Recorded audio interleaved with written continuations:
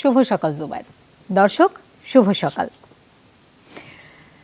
দর্শক, আমরা নতুন একটি দিন শুরু করলাম, নতুন একটি সকাল শুরু করলাম এবং আপনাদের এই সকালটাকে আরেকটু ছন্দময়, একটু গতিময় করতে আমরা চলে এসেছি।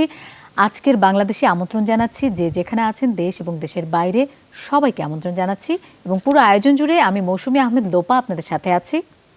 জুলহা জুবাইর আপনাদের সাথে আছি। প্রতিদিন আমরা সকালের বাংলাদেশে যেটা করবার চেষ্টা করি তা হচ্ছে দিনের শুরুতে আমরা দর্শকদের সর্বশেষ সংবাদের শিরোনামটি জানানোর চেষ্টা করি। সেই ধারাবাহিকতা আজও থাকছে। তবে লোপা, প্রথম যেই খবরটি দিয়ে আজ সংবাদের আপডেট দেওয়া শুরু করবো তা সত্যিকার অর্থেই যে কাউকেই একটু অন্যরকম ভালো লাগায় ছুঁয়ে যাবে, কারণ আমরা সবাই কাঞ্চনজঙ্ঘার নাম কিন্তু জানি।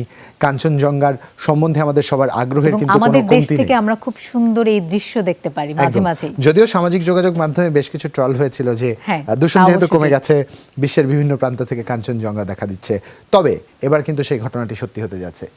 এই এক নয়নাভিরাম দৃশ্য শীতের এই মৌসুমে খালি চোখে স্পষ্ট দেখা দিয়েছে পর্বতশৃঙ্গ কাঞ্চনজঙ্ঘা। এমন সৌন্দর্য উপভোগে উত্তরের জনপদ পঞ্চগড়ের তেঁতুলিয়ায় তাই প্রতিদিনই ভিড় করছেন অনেকে। অপরূপ কাঞ্চনজঙ্ঘার চোখ জোড়ানো চিত্র ধারণ করেছেন সহকর্মী তানভীর মোর্শেদ। প্রতিনিধি মাহমুদ সেলিমকে সাথে নিয়ে সেই খবর জানাচ্ছেন আহমেদ রেজা। আলো ফুটেছে, ভাঙেনি সূর্য মামার আড়মোড়।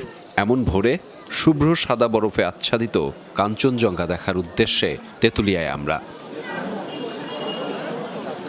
আমাদের মতো অনেকেই হাজির, সবারই প্রত্যাশা নয়ন ভরে কাঞ্চনজঙ্ঘার সৌন্দর্য উপভোগ।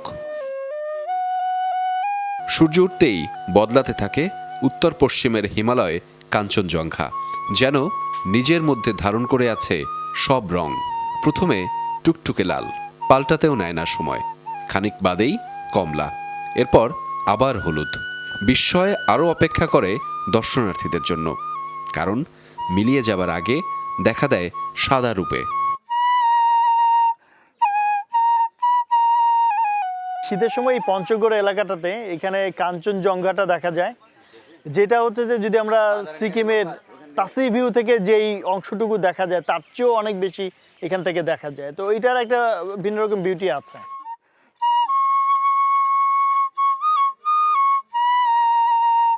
অক্টোবর নভেম্বরে শীতের আগে মেঘমুক্ত আকাশে ভেসে ওঠে তুষার শুভ্র হিমালয় পর্বত। উত্তরের কয়েকটি জেলা থেকে কাঞ্চনজঙ্ঘার দেখা মিললেও সবচেয়ে উপভোগ্য তেঁতুলিয়া থেকে।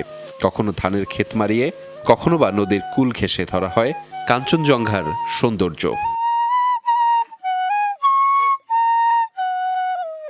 এই অঞ্চল আসলে গরম, এবং শীতকালে অত্যাধিক শীত, গরমকালে অত্যাধিক গরম।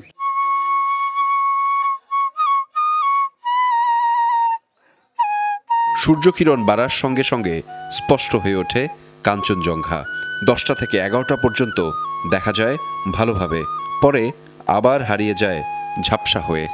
বিকেলে তির্যক বরফাচ্ছাদিত পাহাড়ে যখন সূর্যকিরণ পড়ে, তখন আরেক দফা ধরা দেয় অনিন্দ্য সুন্দর কাঞ্চনজঙ্ঘা।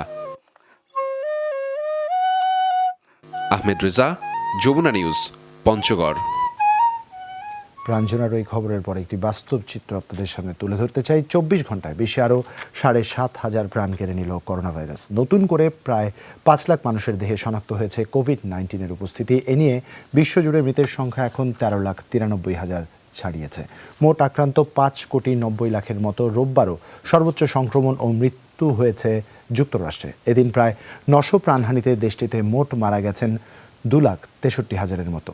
দিনের দ্বিতীয় সর্বোচ্চ 550 বেশি প্রাণ গেছে ইতালিতে, যা 1.5 লাখ ছুঁই। আক্রান্ত 14 লাখের বেশি। 500-র বেশি মৃত্যুতে ভারতে প্রাণহানি 1,34,000-এর কাছাকাছি। সংক্রমিত 91 লাখ। একদিনে 400 থেকে 500 মৃত্যুর রেকর্ড করেছে ভারত, ইরান, রাশিয়া, যুক্তরাজ্য। দৈনিক প্রাণহানি কিছুটা কমেছে ফ্রান্স, ব্রাজিল সহ বিশ্বের বিভিন্ন দেশে। উগের শাহিন ও উজলেম তুর্সি সবার আগে করোনার কার্যকর ভ্যাকসিন আবিষ্কার করে এখন বিশ্বে আলোচনায় কেন্দ্রবিন্দুতে এই মুসলিম দম্পতি। 2008 সালে ক্যান্সার চিকিৎসায় জার্মানিতে বায়োএনটেক প্রতিষ্ঠা করেন তারা। এতদিন ইউরোপের বাইরে খুব বেশি পরিচিত না হলেও করোনার ভ্যাকসিন আবিষ্কার করে রাতারাতি বিশ্বখ্যাত হয়ে উঠেছেন তারা। প্রশংসার জোয়ারে ভাসছেন বিজ্ঞানী দম্পতি। দেখে বোঝার উপায় নেই বিশ্ববিখ্যাত কোনো প্রতিষ্ঠানের প্রধান নির্বাহী এই ব্যক্তি। ইনিই করোনার ভ্যাকসিন উৎপাদনকারী বায়োএনটেকের প্রতিষ্ঠাতা উগার শাহিন। খুবই সাদামাটা জীবন, ব্যবহার করেন না কোনো গাড়ি, থাকেন সাধারণ ফ্ল্যাটে, ছুটতে পছন্দ শুধু কাজের পেছনে। তার সাফল্যে সারথি স্ত্রী উজলেম তুরেশি 2001 সালে জার্মানিতে দুজনে গড়ে তোলেন গ্যানিমেড ফার্মাসিউটিক্যালস। এরপর 2008 সালে ক্যান্সার চিকিৎসার জন্য বায়োএনটেক প্রতিষ্ঠা করেন তারা। ইউরোপের বাইরে প্রতিষ্ঠানটির তেমন পরিচিতি না থাকলেও ভ্যাকসিন আবিষ্কারের খবরে রাতারাতি বিশ্বখ্যাত মুসলিম এই দম্পতি। Unterschiedliche Fragestellungen. শাহিন তুরেশি দুজনই তুর্কি বংশোদ্ভূত। ছোটবেলায় অভিবাসী হিসেবে ইস্কেন্দেরুন থেকে পরিবারের সাথে জার্মানিতে পাড়ি জমান 55 বছর বয়সী উগার শাহিন। আর 53 বছর বয়সী স্ত্রী উজলেম তুরেশির জন্ম জার্মানিতেই। 1993 সালে পিএইচডি গবেষণার সুবাদে একটি বিশ্ববিদ্যালয়ের হাসপাতালে দুজনের পরিচয়।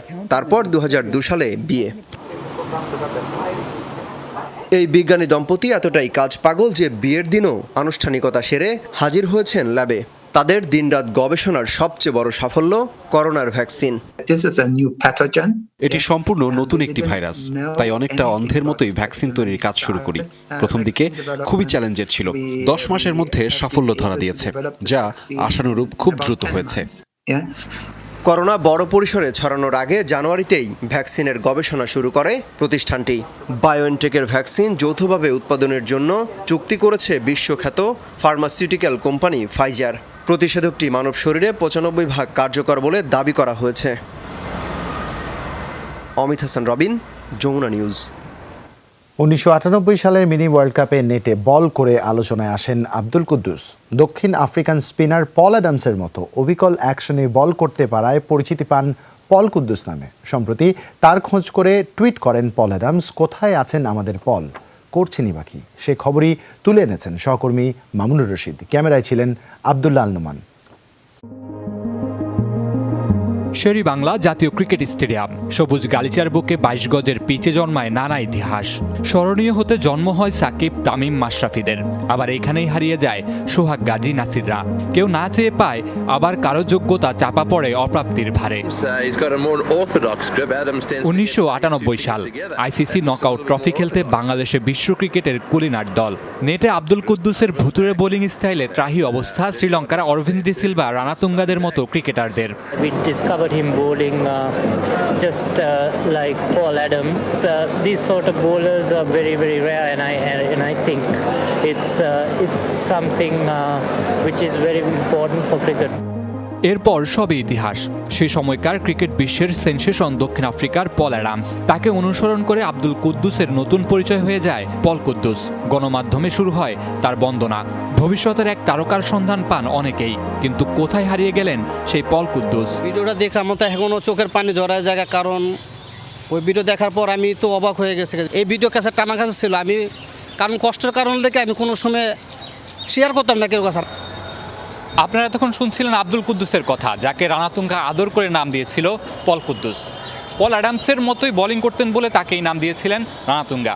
প্রশংসা করেছিলেন তখনকার শ্রীলঙ্কা দলের সবাই। তিনিও আজ হতে পারতেন আমাদের বাংলাদেশের সাকিব, মাশরাফিদের মতো একজন, কিন্তু অকালেই এর প্রতিভাকে আমরা হারিয়েছি। বর্তমান ক্রিকেটে ভিন্ন অ্যাকশনের বোলারদের আধিপত্য খানিক বেশি, তাই এমন প্রতিভার কদরও বেশি। তাদের খুঁজে আনতে তাই নিয়ম করে আয়োজন করা হয় নানা কর্মসূচিরও। অথচ এসব ছাড়াই বাংলাদেশের ক্রিকেট পল কুদ্দুসের মতো জাত প্রতিভা পেলেও হারিয়ে যায় তা অযত্ন অবহেলায়। 8-9 মৌসুমে আমার খেলার কথা ছিল মহারান টিমে ম্যাচ। ওই টাইমে ম্যানেজার আমাকে বলছিল ফাইমুতার সুমিত ভাই বললো তুই ম্যাচ খেলবি আগের দিন। পরে ড্রেসিং রুমে যেদিন গেছি, যেদিন ম্যাচ খেলার কথা, ওদিন বললো সরি তোদের অফিসালে তোরাই চাইতেছে না খেলাইতে। তবে হারিয়েও হারিয়ে যাননি সেই আলোচিত আব্দুল কুদ্দুস। সুদূর দক্ষিণ আফ্রিকা কিংবা শ্রীলঙ্কা থেকে এখনও তার খোঁজ করেন ক্রিকেটের সেই সব রতি মহারথীরা।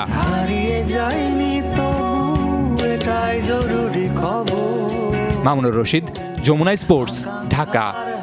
হাওরের ঐতিহ্যবাহী ধামাইল গান বিলুপ্ত প্রায় এই সঙ্গীত রক্ষা ও প্রসারে ব্যতিক্রমী উদ্যোগ নিয়েছে নেত্রকোনার একদল তরুণী।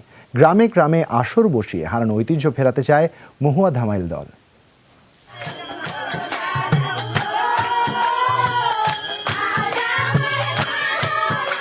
গানে গানে ছন্দবদ্ধ করতালি, সঙ্গে বৃত্তাকার ঘুরে ঘুরে নৃত্য। এটি হাওড় অঞ্চলের ঐতিহ্যবাহী ধামাইল গানের আসর।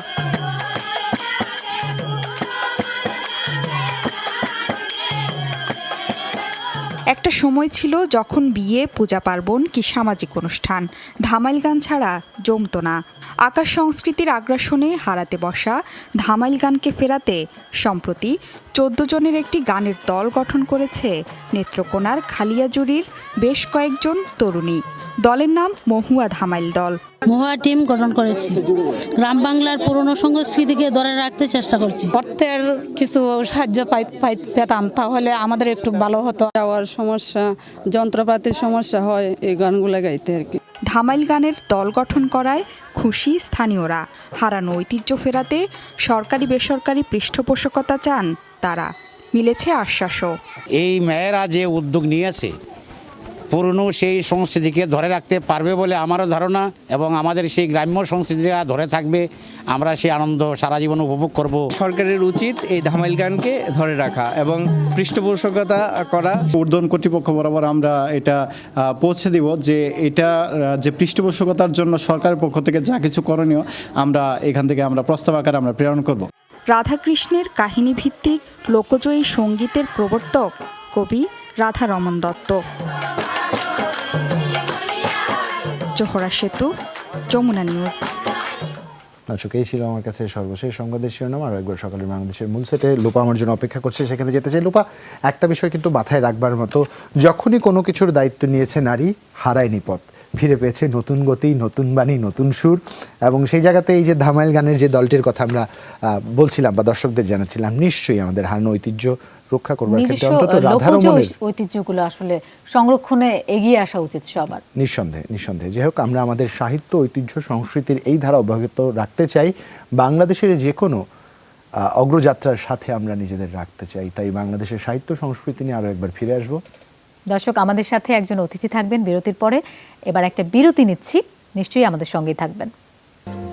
দর্শক, আমরা আবারও ফিরে এলাম সকালের বাংলাদেশের আয়োজনে। লোপা এবং জুবায়ের আপনাদের সাথে আছি, এবং যেমনটি বিরতিতে যাবার আগে আপনাদের বলেছিলাম যে আমাদের সাথে একজন অতিথি আছেন।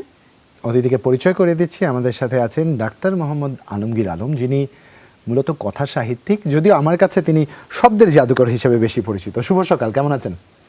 শুভ সকাল। শুভ সকাল দর্শক, আপনাদেরও শুভ সকাল।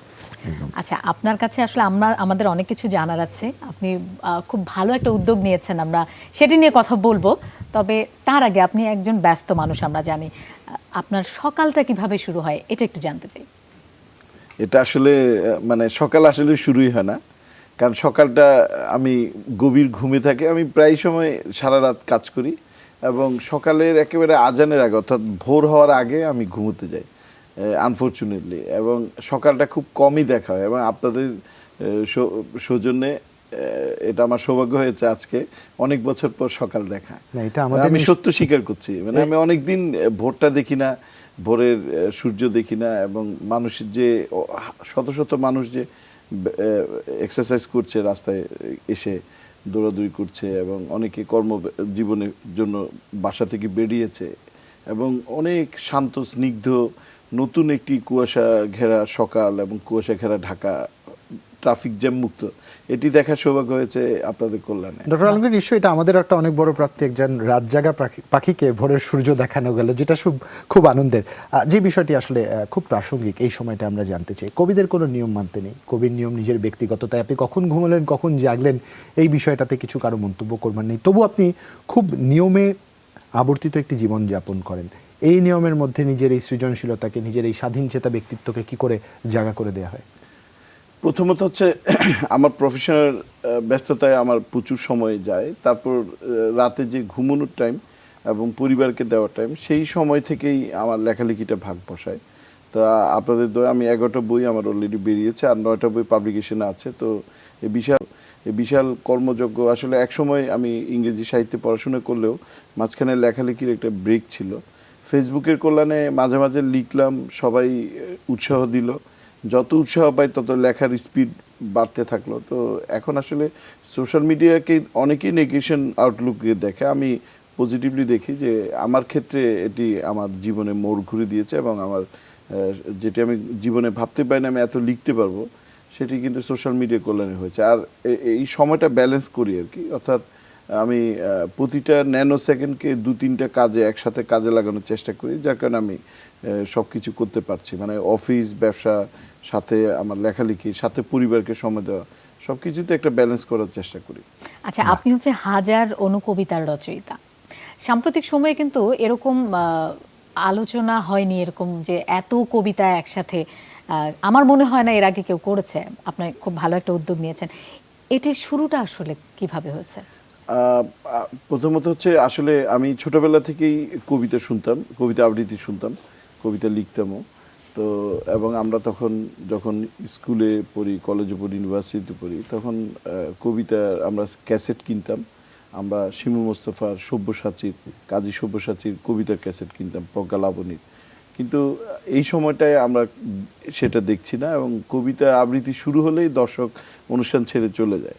তো এই যে কবিতার প্রতি যে মানুষের আগ্রহ এবং নতুন প্রজন্ম কবিতা আবৃত্তিটাকে একটা উদ্ভট কিছু হিসেবে দেখছে, তারা ফেসবুকে টিকটক ভিডিও এবং অশ্লীল ভিডিওতে অনেক বেশি অ্যাডিক্টেড হচ্ছে বা বিভিন্ন ভিডিও গেমসে। তো আমি আসলে অনেকগুলো ফেসবুক গ্রুপে মানে আছি, তো মাঝে মাঝে কিছু ফেসবুক গ্রুপে অনুকবিতা লেখার জন্য উৎসাহিত করা হয়। তো এভাবেই 2-1 একটা কিছু কথা ফেসবুক গ্রুপে আমি 2জন সাদিয়া আফরিন ওদের কবিতার জবাব দিচ্ছিলাম, অনুকবিতার জবাবে। তো আমি তখন শুরু করলাম অনুকবিতার জবাবে। তো 20টা করে লেখা শুরু করলাম, দেখলাম শত হাজার মানুষ অ্যাপ্রিসিয়েট করছে। তো প্রথমে 10টা জবাব দিলাম, 10টা কবিতা তাদের প্রেজেন্ট করলাম, 10টা আমার উত্তর, টোটাল 20টা। তো যার কারণে সবাই খুশি হলো, আমি অন্য কবিকে প্রেজেন্ট করছি, তাদের কবিতা হাজার মানুষ সামনে আনছি, প্লাস ওটার উত্তর দিচ্ছি, 10 জনের 10টা কবিতা।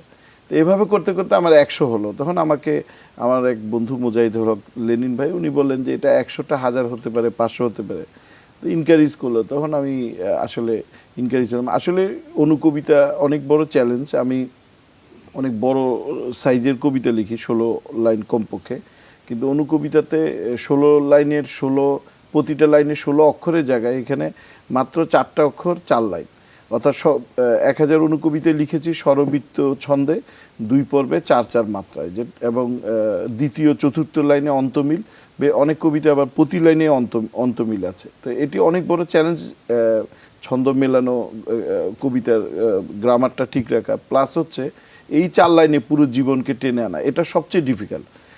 এটা তার ছোট গল্প না যে রবীন্দ্রনাথের মতো শেষ হইল না, শেষ বলা যায় না, এখানে একটা কিছু শেষ করতে হয়। তো আর আমাদের জীবনে যে নিত্য নৈমিত্তিকতা, সেখানে কিন্তু প্রেম, ভালোবাসা, মায়া, মমতা, বিরহ, কষ্ট, যন্ত্রণা, অনুভবগুলো খুবই লিমিটেড, 1000টা না। কিন্তু সবার যতই সাহিত্যের অনুষঙ্গ খোঁজেন, আপনি 1000 অনুষঙ্গ খুঁজে বের করা খুবই কঠিন। কিন্তু আমার কাছে বিশাল চ্যালেঞ্জ ছিল 1000 কবিতা 1000 রকম হতে হবে, 1000টা জীবনের গল্প হতে হবে, এটা অনেক বড় চ্যালেঞ্জ। আর হচ্ছে 4 লাইনে 16 অক্ষরে শেষ করা, মানে পুরো জীবনকে টেনে নিয়ে আসা, বা পুরো একটা ঘটনাকে টেনে নিয়ে আসা, বা পুরো একটা অনুগল্পকে শেষ করা, এটা অনেক ডিফিকাল্ট, যাতে করে এটা শোনার পর কেউ না বলে যে এটা কিছুই হলো না বা আর কি বাকি আছে। চ্যালেঞ্জিং ছিল বিষয়টা, এটা অনেক বড় চ্যালেঞ্জ। কারণ আমরা ছোটবেলায় ভাবার্থ আর সারমর্ম পড়েছিলাম, ভাব সম্প্রসারণও পড়েছিলাম। তা আমার কবিতাগুলো হচ্ছে ভাবার্থ বা সারমর্ম, যেটা একটা লাইন বা 16 অক্ষর আসলে বড় একটা কবিতার একটা বড় লাইনের সমান। তো এই লাইনের মধ্যে সব কিছু টেনে আনা অনেক ডিফিকাল্ট ছিল। আর আমি প্রচণ্ড কৃতজ্ঞ হচ্ছে এই বাংলা সাহিত্যের এই সময়ের সবচেয়ে মানে বিদগ্ধ যারা কবি, যারা আমি তাদের ছাত্র হওয়ার যোগ্যতা রাখি না, তারা আমার কবিতা অ্যাপ্রিসিয়েট করেছে এবং তারা কবিতা আবৃত্তি করছে। যেমন ভারতবর্ষের সবচেয়ে বড় কবি হচ্ছে আরণ্যক বসু, তিনি আমার কবিতা পড়েছেন, অনেকগুলো কবিতা তিনি আবৃত্তি করেছেন এবং হাজার কণ্ঠে তার কবিতা যাচ্ছে। বাংলা সাহিত্যের বাংলাদেশের সবচেয়ে বড় কবি নির্মলেন্দু গুণ, তিনি আমাকে আশীর্বাদ করেছেন, এবং আরেকজন অন্যতম কালের কবি অসীম সাহা, তিনি আমাদের হাজার কণ্ঠের মেইন ভিডিওতে প্রথম আবৃত্তি ওনাকে দিয়ে শুরু হয়েছে, যিনি আমার অনেক সিনিয়র কবি, তাকে সেলুট জানাই, তাকে শ্রদ্ধা জানাই। কিন্তু এত বড় কবিরা যে আমাকে কবি হিসেবে স্বীকৃতি দিচ্ছে কিনা যায় না, কিন্তু আমার কবিতা আবৃত্তি করছে, এটা আমার কাছে একটা অবাক করবে। আমার প্রথম একজন সিঙ্গার কবিতা আবৃত্তি করেছেন যিনি হচ্ছেন সাবিনা ইয়াসমিন ম্যাডাম, যাকে আমি জন্মের পর থেকেই তার গান শুনছি এবং তাকে সামনে দেখেছি, কিন্তু পরিচিত হওয়ার ওভাবে ফর্মালি সুযোগ হয় না, কিন্তু এই হাজার কণ্ঠের সৌভাগ্যে তাকে পেয়েছি। সাবেক রাষ্ট্রপতি এখানে আবৃত্তি করেছেন, বাংলাদেশ সরকারের মাননীয় মন্ত্রীরা আবৃত্তি করছেন, মাননীয় উপদেষ্টারা আবৃত্তি করছেন, এবং আমরা তো আশা করছি রাষ্ট্রের সর্বোচ্চ 10 জন আমাদের লাস্টের 10টা কবিতা করবেন। তো এটি আসলে সারা পৃথিবীতে বাংলা ভাষীদের আমরা এখানে সম্পৃক্ত করেছি। পৃথিবীর প্রায় 100 দেশের প্রবাসী বাঙালিরা এখানে আবৃত্তি করেছেন। 64টা জেলার আঞ্চলিক প্রতিনিধিত্ব এখানে আছে আবৃত্তি সমন্বয় পরিষদের মাধ্যমে। প্রতিটা জেলা প্রতিনিধি এখানে ইনভলভ হয়েছেন। গ্রুপ থিয়েটার ফেডারেশনের প্রতিটা জেলার সদস্যরা এখানে ইনভলভ হয়েছেন। তারপর বাংলা শিশু একাডেমি, বাংলা শিল্পকলা একাডেমি সদস্যরা এখানে ইনভলভ হয়েছেন, তাদের পরিচালকরা এখানে আবৃত্তি করছেন, মহাপরিচালকরা আবৃত্তি করছেন। এটা আমার কাছে একটা বিরল সৌভাগ্য। ডক্টর আলমগীর, একটা খুব স্বাভাবিক প্রশ্ন আসে, যারা কথা সাহিত্যিক তারা অনেক গুছিয়ে লিখেন, বড় করে লিখেন, বিস্তারিত লিখবার চেষ্টা করেন পাঠকদের বুঝিয়ে দেবার জন্য। সেখানে এই জায়গা থেকে সরে এসে অনুকাব্যে নিজেকে ভাবটাকে পুরো বর্ণনা করা সবচেয়ে বড় চ্যালেঞ্জের জায়গাটা কি ছিল? এই প্রশ্নের উত্তরটা আপনার কাছ থেকে জানবার চেষ্টা করবো, তবে একটা বিরতি নিয়ে আমরা ফিরবো। দর্শক, আয়োজনের এই পর্যায়ে আরও একটা বিরতিতে যাচ্ছি, ফিরবো কিছুক্ষণের মধ্যেই, আমাদের সঙ্গেই থাকবেন। দর্শক, আমরা আবারও চলে এলাম সকালের বাংলাদেশের আয়োজনে। লোপা এবং জুবাইর আছি, আমরা কথা বলছিলাম কবি এবং তার কবিতা নিয়ে। কবিতা কিন্তু দর্শক মানুষকে বাঁচতে শেখায়, নতুন করে ভাবতে শেখায়। আমরা কথা বলছি আমাদের অতিথির কল্যাণে লোপাও আজ ছন্দে কথা বলছে। কবি ভাবতে শেখায়, কবি কি কবিতা বাঁচতে শেখায়, কবিতা ভাবতে শেখায়। চমৎকার, একটু আপনার প্রভাব পড়ছে আর কি আমাদের সবার উপর।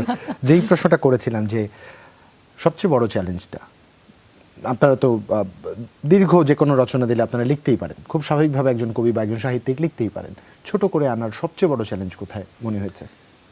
আসলে কি, আমরা তো যে কোনো লেখার শুরুতে একটি টাইটেল দিই, তো অনুকবিতা হচ্ছে কবিতার টাইটেলের মতোই কিছুটা, টাইটেলের চেয়ে একটু বাড়তি, একটু দীর্ঘ, কিন্তু টাইটেলের কাছাকাছি। তো আসলে কি মানে যেমন একটা চুম্বক শব্দকে আগে ধরে নিতে হয়, যেমন আমি ভাবলাম করোনাতে একটা পরিস্থিতি ভাবলাম, সেটাকে আমি বিশদ বর্ণনা না করে সেটার যে রেজাল্ট, সেটার যে পরিণতি, সেটাই দেখা যায় অনুকবিতায় আসে।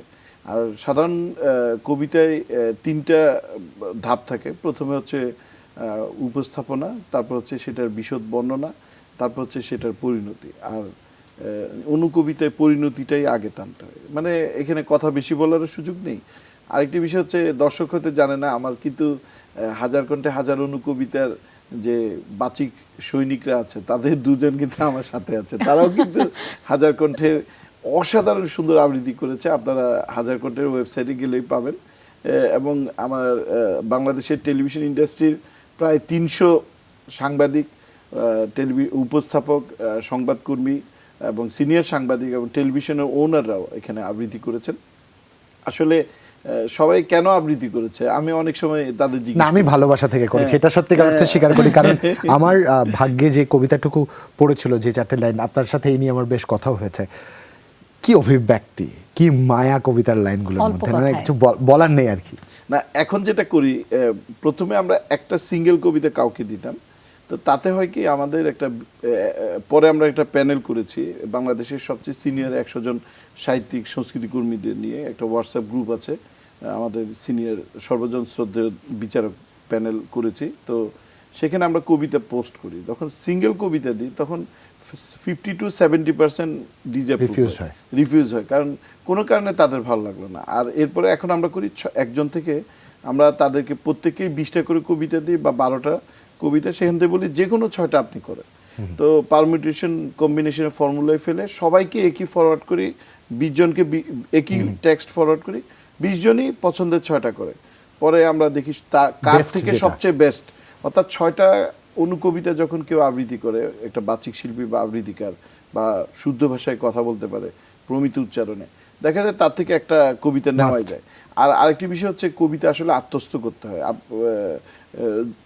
তোমরা যেটা করেছো সেটা হচ্ছে, তোমরা কবিতাকে আগে পড়েছো, মুখস্থ করেছো, তারপর হচ্ছে সেটাকে নিয়ে ভেবেছো, ভাবার পরে তোমরা প্রেজেন্টেশন করছো। তো অনেকে আছে কি রুটিন ডিউটি মনে করে, আচ্ছা দিয়েছে কাগজটা সামনে রাখেন, পড়ে ফেললাম। বিরহের কবিতা পড়ছে হেসে হেসে, মানে মধুর কোনো কবিতাতে মনে হচ্ছে আমি তাকে ব্যাট দিয়ে পিটিয়ে পড়িয়েছি। তো মন দিয়ে আসলে পড়তে হবে, মন থেকে যেখানে পড়তে কি হবে। বলতে চেয়েছে কবি। কবিতায় কি বলতে চেয়েছে সেটা উপলব্ধি করে যদি কেউ আবৃত্তি করে, তাহলে তার আবৃত্তি মানে সর্বজন গৃহীত হবে এবং সবার মন ছুবে, তারও ভালো লাগবে। আরেকটি বিষয় হচ্ছে, আমি অনুকবিতা আবৃত্তিকে বিজ্ঞাপনের মতো দেখি। আমরা যে এখন টকশো করছি, 1 ঘন্টা কথা বলছি, 1 ঘন্টায় বা আধা ঘন্টা কথা বলছি, টানা ভিডিও এবং কোনো কাটিং নেই এবং সবাই সব দেখছে। কিন্তু বিজ্ঞাপনের ক্ষেত্রে 15 সেকেন্ডের একটা অ্যাডের জন্য 15 ঘন্টা শুটিং করা হয়, তারপর সেখান থেকে সবচেয়ে ভালো সেকেন্ড, ন্যানো সেকেন্ডগুলো বিজ্ঞাপনে নেওয়া হয়। তো অনুকবিতা হচ্ছে সেরকম। অনুকবিতা লেখাটাও অনেক চ্যালেঞ্জ, অনুকবিতাতে নির্যাস করে রাখতে হয়, অনেক কথার সামারি যাতে থাকে, সেম যে প্রেজেন্টেশন করে তাকেও নিখুঁতভাবে করতে হয়। এই জন্য আমরা এখন যেমন বলি 6টা অনুকবিতা প্রত্যেকটাই আপনি 6 বার করে বলুন, তার মানে আমি একজন আবৃত্তিকারকে 36 বার আবৃত্তি করাচ্ছি। 36টা থেকে উনি প্রত্যেকটার 6টা করে করে সবচেয়ে ভালোটা আমাকে পাঠাচ্ছে, সেখান থেকে বিচারক প্যানেল 6টা থেকে একটা নিচ্ছে। তার কারণে আমাদের যারা শ্রোতা দর্শক তারা সবচেয়ে বেস্ট ইয়েটা পাচ্ছে। আচ্ছা ভাই, আপনি কবিতা লেখার ক্ষেত্রে কিছু নিয়মের কথা বললেন, কিছু ছন্দের কথা বললেন, তো এখনকার যারা কবি তাদের কবিতায় কি এই জিনিসটা আপনি দেখতে পান? কবিতা তো আসলে দুভাবে লেখা হয়, একটা হচ্ছে গদ্যে, একটা পদ্যে। তো গদ্যের ক্ষেত্রে তো কোনো ছন্দের বালাই নেই, আমি নিজেও লিখি। তবে আমার ক্ষেত্রে আমি একটা কবিতা নিয়ে অনেক মজা করি। আমি ছন্দ ছাড়া লিখলেও কবিতার দৈর্ঘ্য প্রস্থ উচ্চতা প্রায় স্কেল মেনটেন করি। মানে আমার এটা একটা রোগ বলা যায়, অর্থাৎ আমি যাই লিখবো আমার কবিতার প্রস্থটা সমান থাকবে। রোগ না বলে আমরা বৈশিষ্ট্য বলি। হ্যাঁ, বৈশিষ্ট্যই বলা যায়। মানে একই রকম ছন্দ, একই রকম মানে লাইনের আকৃতির সমান, সেটা গদ্য কবিতা বা পদ্য কবিতায়। মানটা ঠিক থাকছে কিনা? না, মান তো হচ্ছে আপনার শব্দের বিন্যাসের উপরে। কিন্তু অনেকেই কবিতা লিখে কোন একটা লাইন হচ্ছে 3 শব্দের, কোন একটা লাইন হচ্ছে 36 শব্দের, কোন একটা লাইন 20 শব্দের, আবার দেখা যায় লাইনের মাঝখানে একটা দাড়ি দিয়ে দিল। তো এটি আমার কাছে মনে হয় যেন তারা কবিতাটা লিখছে না, তারা গল্প লিখছে বা গদ্য লিখছে। হয়তো আবৃত্তি করলে সেটা অনেক সুন্দর লাগে, কিন্তু কবিতাটা কেমন যেন এলোমেলো লাগে। তো ছন্দ কবিতা যে লিখতে হবে এমন না, ছন্দ কবিতা লিখলে অবশ্যই গ্রামার মেনটেন করতে হয়।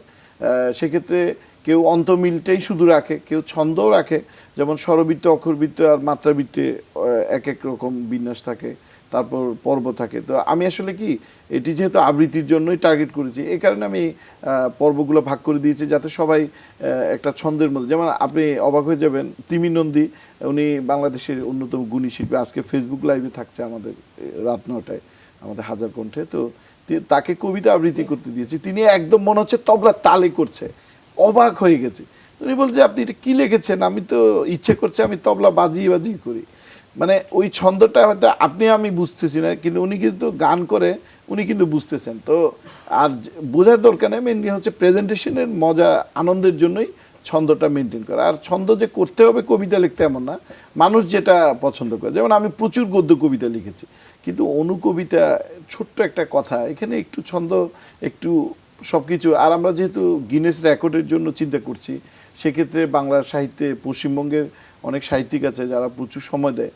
তো কেউ যাতে ছাড়িয়ে যেতে হবে, গিনেস রেকর্ডে আপনার রেকর্ড পেতে গেলে আপনাকে পিকুলিয়ারিটিস থাকতে হবে। যেমন আপনি অনেক মোটা হয়ে গেলেন, এমন মোটা যে আপনি মারাই যাবেন, তাহলে আপনি গিনেস রেকর্ড। অথবা এমন পাতলা যে আপনি যে কোনো সময় বাতাসে উড়ে যাবে এবং এটা আপনার সারা জীবন সাফার করছে।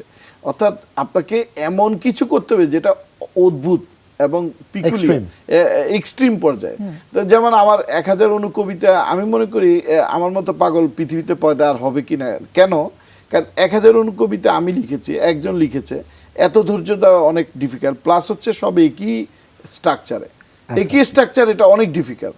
কারণ সবগুলোই স্বরবৃত্তে, সবগুলোই অন্ত মিলে, সবগুলোই হচ্ছে 2 পর্বে 4 মাত্রায়, একেবারে একই, too much difficult. Doctor Alamgir, যে জায়গাটা আসলে কৌতূহল, একজন লেখকের বা একজন কবির জন্য কিন্তু একটা ডেথ টাইম যায়, যে কোনো লেখার একটা বন্ধত্বের সময় আসে, যখন আর চাইলেও তিনি লিখতে পারেন না।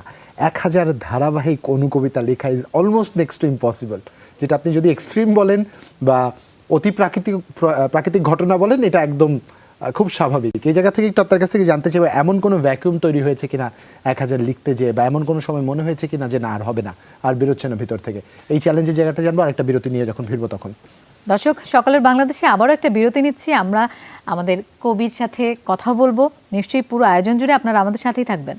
এরপর আরও একবার স্বাগত জানাতে চাই সকালের বাংলাদেশের এই পর্যায়ে। জুবাইর আছি, আমার সাথে লোপাও আছেন, আমাদের অতিথিও আজ আছেন যিনি শব্দ নিয়ে খেলেন, শব্দে আবেগ মাখেন। আমাদের সাথে আছেন ডক্টর আলমগীর আলম, কথা সাহিত্যিক। হ্যাঁ জুবাইর, তোমার যে কথাটা, আসলে এই কথাটা বলতে গিয়ে একটা গোপন সত্য কথা বলি। সেটা হচ্ছে আমি লেখার প্রতি, মানে আমার সুনির্দিষ্ট লেখার প্রতি প্রচণ্ড অবিশ্বস্ত।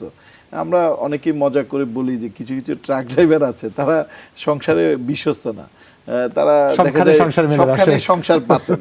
তা আমার লেখাতে যেটা হয় সেটা হচ্ছে যে আমি যখন অনুকবিতা লিখছি টানা কয়েকদিন, পরে মনে হয় না এই সংসার আমার হবে না, এই সংসার আমার ভাল লাগছে না, তখন আমি ছোট গল্পের সংসারে একটু উকি দিয়ে ওখানে কয়েকদিন থাকি, ওর সাথে সংসারপাতি টানা কিছু ছোট গল্প লিখে ফেললাম। পরে ভাবলাম যে দূর, গল্পের জীবন আর কত, এখন একটু বিদেশে ঘুরে আসি। তখন আবার ভ্রমণ কাহিনীতে একটু উকি দিয়ে সারা পৃথিবী ঘুরে মুক্ত পাখির মতো ঘুরি। আমি 100 দেশে 200 পর্ব লিখছি। এটা হচ্ছে নানান দেশে নানান পথে, এটা টানা ভ্রমণ কাহিনী, এবং এগুলো হচ্ছে অনেক বড় বড় ভলিউম হবে, 4টা ভলিউম, 4 পর্বের। আমরা 1 পর্ব শেষ হয়েছে অন্য মেলার অন্য প্রকাশ থেকে প্রকাশিত হচ্ছে। মাজার ভাই অলরেডি অনুলিপি নিয়েছেন। তো ভ্রমণ কাহিনীটার যেটি অনবদ্য বৈশিষ্ট্য বাংলা সাহিত্যে, আমি বলবো যে একটু ডিফারেন্সিয়েট, সেটি হচ্ছে আমি কোথাও কাউকে ভ্রমণে যেভাবে করে নিয়ে গিয়েছি, আমার লেখায় সবাই ভ্রমণ করে সারাক্ষণ, যেই পড়বে মনে হবে সে আমার সাথে ট্রাভেল করছে, সাথে ইতিহাসও ট্রাভেল করে, কৃষ্টি, সংস্কৃতি, সভ্যতা এবং পুরনো যে উঠে আসা মানুষদের এবং বর্তমান মানুষের অর্থনীতি, রাজনীতি, সমাজনীতি, দর্শন সবগুলো একটু একটু করে দেওয়া ইনজেক্ট করেছি, যাতে করে এটি সমৃদ্ধ হয় বা এটি একটু রিচ হয়, আবার যাতে একঘেয়েমিটাও না আসে। এই কারণে আমি বারবার আবার অনেক মজাও করেছি। আমি অনেকগুলো মজার অভিজ্ঞতা আমার ভ্রমণের, আমি তো প্রচুর ভ্রমণ করেছি, শতাধিক দেশে অসংখ্যবার গিয়েছি। শতাধিক দেশে কয়েকশোবার গিয়েছি, এটা তোমরা জানো। আর যতবারই গিয়েছেন তিনি লেখারও চেষ্টা করেছি। হ্যাঁ, আর সবচেয়ে বেস্ট হচ্ছে আমি সেলফ ড্রাইভ করি, তো আমি এয়ারপোর্ট থেকে গাড়ি নিয়ে ওই পুরো এলাকা বা ওই শহর, ওই দেশ চষে বেড়ানোর চেষ্টা করি। এবং এতে সুবিধা কি, আর অনেক ডেস্টিনেশন অনেকবার গিয়েছি যেখানে একেবারে বিশ্ব সংস্কৃতিকে একেবারে ভিতর থেকে দেখার চেষ্টা করেছি। এটা আমার জীবনটা সমৃদ্ধ করেছে। আরেকটা হচ্ছে সতত ফেসবুকে এবং প্রচুর মানুষের লেখা পড়ি, প্লাস হচ্ছে অনলাইনেও পড়ি, প্লাস হচ্ছে বইও পড়ি, ছোটোবেলা থেকে পড়ি। তো অনেকে জানে না আমি যে তাদের পড়া পড়ে আজকে লিখছি। অর্থাৎ যত বেশি মানুষের পড়া যায় এবং তাদের পড়ার উপর মতামত বা ক্রিটিসিজম লেখা যায়, তত বেশি নিজেকে সমৃদ্ধ করা যায়। এটা অনেকেই জানে না, যে চিন্তা করে শুধু আমি লিখবো, অন্য কারো পড়বো না।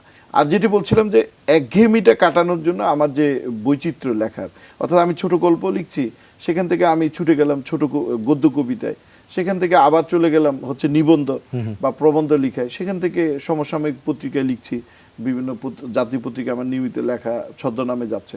সেটা আমি যেহেতু রাজনৈতিক যে নিবন্ধগুলো আমি ছদ্মনামে লিখি আমার অবস্থানগত কারণে, তো সেটাও আমি করছি। তো বিভিন্নভাবে যেহেতু আমি নিজের মননকে ডাইভার্ট করছি, যেখানে আমার কাছে এটি একটি বিনোদন মনে হয়। সব ক্ষেত্রে আপনার পদচারণা আছে। না, সেটি বলবো না। আমি হচ্ছে আসলে আমি বাঁচার জন্য আমি নিজের যে ভিতরে যে অনুভবগুলো আছে সেগুলোকে বুদবুদ করে বের করে দিই। আচ্ছা ভাইয়া, প্রোগ্রাম শুরুর আগে আপনার সাথে কথা হচ্ছিল, আপনার এই 1000 অনুকবিতা লেখার পেছনে আপনার মেয়ের একটা মজার একটা গল্প, সেই গল্পটা যদি দর্শকদের সাথে একটু শেয়ার করেন। হ্যাঁ, আসলে আমি আসলে প্রচন্ড হোমসিক।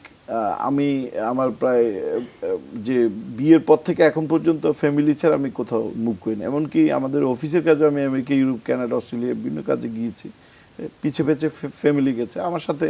24 ঘন্টায় ওরা মানে এক ধরনের ডাইরেক্টলি বা ইনডাইরেক্টলি অ্যাটাচ থাকে। তো আমি যখন লিখি তখন আমি যাই করি না কেন, সব পুরো ঘর শুদ্ধ, আমার বাবা, আমার ভাই বোনরা, ওরা থাকলে ওরা, প্লাস হচ্ছে আমার ছেলেমেয়েরা, ওয়াইফ, সবাই ওই জায়গায় কেন জানি ঘুরঘুর করে আমার আশপাশে থাকে, মানে আমার গায়ের সাথে ঘেঁষে থাকে বা সাথে থাকে। তো ওদের তো অনেক সবসময় ভাল লাগে না আমার যে এত লেখালেখি বা এত ইয়েতে। তো তখন আমার মেয়ে প্রায় সময় আমার মোবাইলটা নিয়ে ফেলে দেয়, আমাকে মারে। মানে বাচ্চা, বাবার কাছে যে আবদারটা থাকে আর কি। 4 থেকে 5-এর মাঝখানে তার বয়স। তো এবং আমার সেম জন্মদিন, যার কারণে তার 80টা আমার মতো, একটু টেম্পারমেন্ট আমার মতো। তো বলে যে তুমি এত কবিতা লিখো, সপ্তাহ থেকে আপাদের জন্য, বড়দের জন্য, তুমি আমার জন্য তো একটাও লিখলে না, তুমি এত সময় নষ্ট করছো। তাহলে আমি তাকে কথা দিই তোমার জন্য একটা কবিতা লিখবো। বলছে না, আমার জন্য কবিতা লিখবা এমনভাবে যেটা আমি বলতে পারবো। তখন আমি তাকে নিয়ে লিখলাম, মানে আমি আমার মেয়ের জায়গায় গিয়ে লিখলাম যে আব্বু তুমি কাব্য লিখো, ওখানে কি আমায় দেখো, কবিতা কি পুতুল খেলা, কাব্যে কেন কাটাও বেলা। এটা আমি লিখলাম এবং এটি আমার জীবনে শিশুটোষ প্রথম অনুকবিতা। এবং এই কবিতা আমার মেয়ে কমপক্ষে এখন পর্যন্ত 1 লক্ষ বার আবৃত্তি করেছে। এবং যখনই আমাকে দেখে সে আমাকে জড়ায় ধরে চুমু দিয়ে এটাই বলে। এবং এতে আমি এত অনুপ্রাণিত হয়েছি, আমি এরপর অসংখ্য বাচ্চাদের আবৃত্তি, বাচ্চাদের সাইকোলজিতে গিয়ে বাচ্চাদের কবিতা লিখেছি। এবং বাংলাদেশ শিশু একাডেমির মহাপরিচালক লাকিয়ানা আপু, তিনিও এবং ওখানে একজন প্রশিক্ষক আছেন রূপশ্রী চক্রবর্তী, উনি আমার কবিতা নিয়ে বাচ্চাদের দিয়ে আবৃত্তি করেছেন। আমরা অনেকগুলো জেলায় বাচ্চাদের শত শত বাচ্চারা আবৃত্তি করেছে। যদিও হাজার কণ্ঠের ভলিউমে কারণ আমরা অত বাচ্চার আবৃত্তি রাখছি না। আমরা যেমন 25তম পর্ব বাচ্চাদের 10টা কবিতা, আমার মেয়েরটা দিয়ে শুরু হচ্ছে, 7 9টা, এরপর আবার 35তম পর্ব 10টা কবিতা বাচ্চাদের। এভাবে আমাদের টার্গেট হচ্ছে 50 থেকে 100টা বাচ্চাদের আবৃত্তি থাকবে। বাচ্চারা এত সুন্দর আবৃত্তি করে, মানে কান্না চলে আসে। কিভাবে সম্ভব? 3 বছর 4 বছরের বাচ্চা পাকনা পাকনা আবৃত্তি করে। এবং ওদের কবিতাগুলো যেগুলো লিখেছি ওগুলো ওদের কষ্ট, ওদের অনুভব। যেমন বাবা মা ঝগড়া করছে, বাচ্চা কাঁদছে, বাবা মা হাসি মজা করছে, বাচ্চা হাসছে। করোনায় বাচ্চা বন্দি, সে অনলাইনে ক্লাস তার ভালো লাগছে না, সে মানে বাচ্চাদের একদম মানসিক প্রেক্ষাপটটাকে আপনি বাচ্চাদের যতগুলো ছোট ছোট অনুভব আছে, তাদের জিদ, তাদের যে অনুভব, সবগুলোই আমি বাচ্চা হয়ে লেখার চেষ্টা করি। ডক্টর মোহাম্মদ আলমগীর আলম, আপনাকে অসংখ্য ধন্যবাদ। আসলে আপনি যেহেতু একজন কথা সাহিত্যিক এবং কথার জাদুকর, আপনার সাথে কথা শুরু হতে পারে, শেষটা টানা খুব কঠিন। আমরা 1 ঘন্টার সময় কখন পার করে ফেলেছি আমরা রিয়েলাইজ করিনি। আপনার আগামী দিনগুলোর জন্য শুভকামনা। ঠিক এইভাবে আপনার ছন্দগুলো বেঁধে, ছন্দে শব্দ বেঁধে আমাদের সুযোগ দিবেন, যাতে করে সুন্দর করে আরো নতুন উপস্থাপনা করতে পারি। এটা আপনার কাছে প্রত্যাশা থাকবে। শেষ করে আগে আমি বলবো, আপনাদের কণ্ঠে একটু হলো হয়ে যায়। এটা আসলে আমাদের হাতেও ও পারবে, ওর হাতে এটা খুব কঠিন হয়ে গেল যদিও বিষয়টি। 10 সেকেন্ড লাগে একটা আবৃত্তি। আপনার লেখা যে কবিতাটি আমায় খুব ছুঁয়ে গেছে, যেটা আমার কাছে মনে হয়েছে আমার অবশ্যই পড়া উচিত, আমি যেটা পড়েওছি, 247 নম্বর কবিতা। এক নিশীথের আবেগ হাওয়া, নিশির কালোয় জীবন ঢাকে, সেই নিশীথের প্রণয় ছোঁয়া, এক জীবনে আধার মাখে। আমার কাছে এই 4টে লাইন আমার কাছে খুব অর্থবহ মনে হয়েছে, নিজের জীবনের সাথে মিলে যাওয়া। কাকতালি হচ্ছে তোমাকে র্যান্ডম দিয়েছিল, এটা তোমার জন্য লিখেছি। একদম, হ্যাঁ, তবে মনে হয়েছে তোমার জন্য লিখেছি, এটা আমার বড় পাওয়া। এটাই যে পাঠক সবসময় মনে করবে যে হ্যাঁ এটা আমার জন্য লেখা। আপনাকে অসংখ্য ধন্যবাদ। আগামী দিনগুলো আপনার ঠিক এরকম হাসি খুশি শব্দের ছন্দে মাখা কাটুক। আপনার কন্যা আপনার কাছ থেকে আরো প্রচুর অ্যাটেনশন পাক, আপনার পরিবার প্রিয়জনেরা আপনাকে পরিবেষ্টিত হয়ে সুন্দর একটি জীবনযাপন করুক, এটাই প্রত্যাশা। ধন্যবাদ আমাদের সাথে যুক্ত হওয়ার জন্য। শুভকামনা আপনার জন্য, সবার জন্য শুভকামনা। দর্শক, এরই সাথে আমাদের আয়োজনের শেষ প্রান্তে আমরা দাঁড়িয়ে কখন সময়টা পার করেছি খুব বেশি উপলব্ধি করার সুযোগ পাইনি। গল্পে গল্পে সময়টা কেটে গেল। দর্শক, কবিতা শুনবেন, কবিতা পড়বেন। কবিতা আসলে মানুষকে ভালো রাখে, মনের সাথে সংযোগ ঘটায়, প্রশান্তি ঘটায়। আসলে আজকের মতো এখানেই বিদায় নিচ্ছি। সবাই সুন্দর একটি দিন কাটাবেন, এটাই প্রত্যাশা। আরো একবার ভালো থাকবেন। শুভ সকাল। শুভ সকাল।